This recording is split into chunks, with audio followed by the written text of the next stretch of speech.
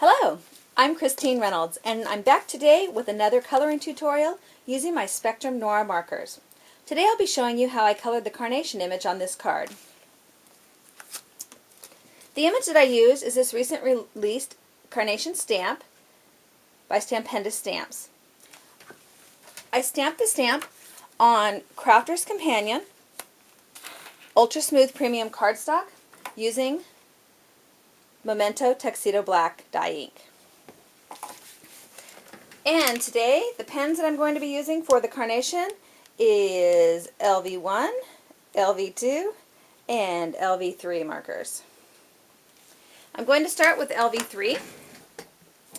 And the great thing about this flower is, again, it's kind of got the areas already marked where you need to have your darkest shades, which helps me a lot because I don't like to think about where to put my darkest colors. I just like to color.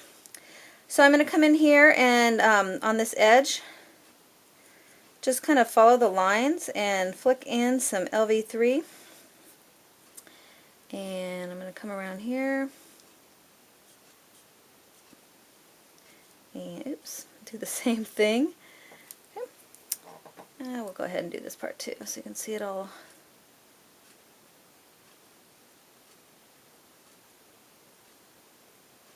Okay. The next color I'm going to use is LV2. And I'm just going to come in and right on the edge of the LV3 just add a little bit of LV2.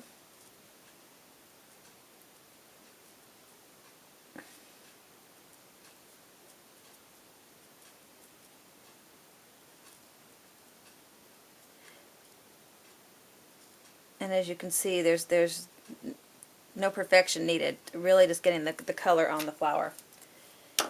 And then finally, I'm going to use the LV1. And when I come in with the LV1, I'm not going right to the edge. I would like to end up with a little bit of white along the edge as kind of a highlight.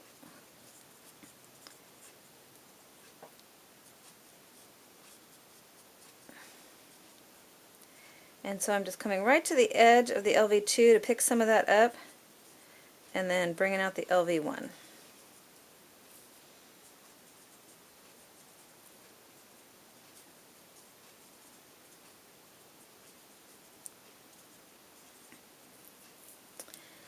Now, as you can see, they're not blending very well. So one of the things that I like to do is to use a little bit of palette blending. And what I'm going to do is put some LV2 into my tray. And you don't have to have a fancy tray. An acrylic block works just as well to put a little bit of ink on there and use that as your palette blending tool. But I happen to have this tray and I like to use it. So I'm going to pick up a little bit of the LV2 that I put in the tray with my LV1. And I'm just going to come right back along the lines of where the LV2 and LV1 meet and add a little bit of this mixture, which is a little bit of a mix between the two colors and will help them to blend in just a little bit better.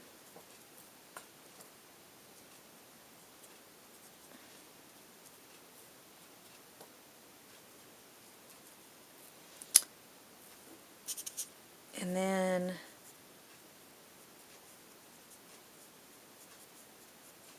back in with my LV1.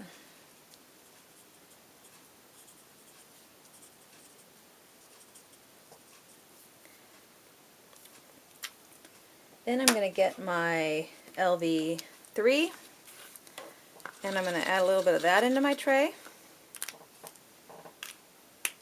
and use a little bit of LV2 to pick some of that up and just come in here and maybe add a little bit of that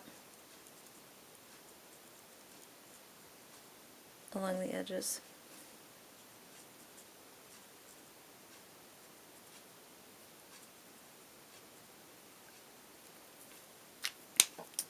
And I think I'm going to come back one more time with my LV1. Now at this point I don't get too hung up on how things are blending or what the colors look like because this alcohol ink is wet right now and when it dries it will dry a little bit differently than it looks on the paper. So the great thing about these markers is you can leave this alone now and let this dry and come back once it's dry, and if you see anything in there that you don't like, you can go back in with your markers and you can do a little bit more blending until you get the look that you want. But for the most part, at this point, I'm going to stop with the purple. And I would go ahead and finish all of this flower exactly the same until I got the finished flower. I'm going to show you how I did the green now. The colors that I'm using for the green is LG1, CG4, and CT1. So I'm going to show you a little bit about how these all work together. So to begin with, I'm going to use my darker color, my CG4, and I am just going to come in here and kind of the darker would be at the bottom of the flower, but also up the spine on these lines. So again, I really like this stamp because it makes it easy to figure out where to put the dark colors and the light colors. And I'm going to pull here and here, and we'll do one more here so you can kind of see how I'm putting that color in there. So that's the CG4. Actually, I'll go ahead and do this flower for you too.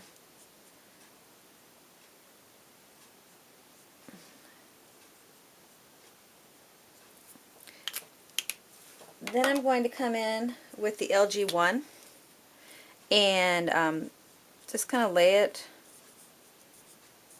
next to the CG4.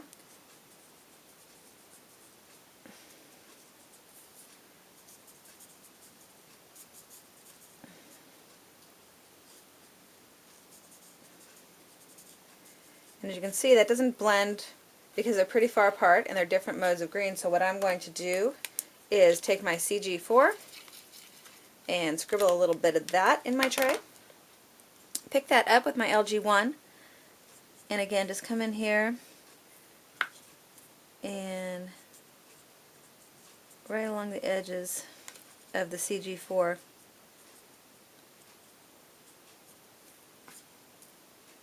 Kind of blend that a little bit better. Hope you can see that on the video. So the last step on my leaves is to add a little bit of CT1. And I just like to add a little bit of yellow highlight to my leaves. I think it gives them a more realistic feel. Fill in wherever you want, and you can add a little dash of it over the LG1. It won't tend to erase it, it just adds a little color.